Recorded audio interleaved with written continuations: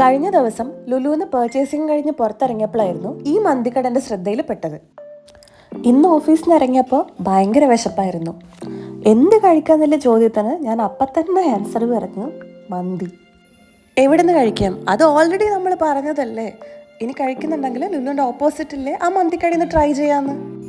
അതാകുമ്പോൾ നാളെ ഫ്രൈഡേ വീട്ടിൽ പോകുന്നതുകൊണ്ട് പർച്ചേസിങ് നടത്താം, നമുക്ക് മന്തിയും കഴിക്കാം. അങ്ങനെ പറഞ്ഞു വെച്ചുകൊണ്ട് ലുലുവിൻ്റെ ഓപ്പോസിറ്റിലെ ക്യാപിറ്റൽ മന്തി ഹൗസിലേക്ക് നേരെ വിട്ടു. ഇനി coming to the food. Order ചെയ്തിട്ടുണ്ടായിരുന്നത് പെരി പെരി അൽഫാം മന്തി ആയിരുന്നു. പ്രിപ്പറേഷൻ ടൈം എടുക്കുമെന്ന് പറഞ്ഞെങ്കിലും ഒരു 5 മിനിറ്റിനുള്ളിൽ മന്തി അവിടെ എത്തി. അൽഫാമിന് എനിക്ക് കുറച്ച് എരിവ് തോന്നിയിട്ടുണ്ടായിരുന്നു, പക്ഷേ അത് ഈ റൈസും മയണൈസും ഒക്കെ മിക്സ് ചെയ്ത് കഴിക്കുമ്പോൾ നോർമലൈസായി പോയിട്ടുണ്ടായിരുന്നു. ഇനി റൈസിനെ കുറിച്ച് പറയുകയാണെങ്കിൽ അത്യാവശ്യം കുറച്ച് ഫ്ലേവേർഡ് ആയിട്ടുള്ള നല്ല ടേസ്റ്റുള്ള റൈസായിരുന്നു.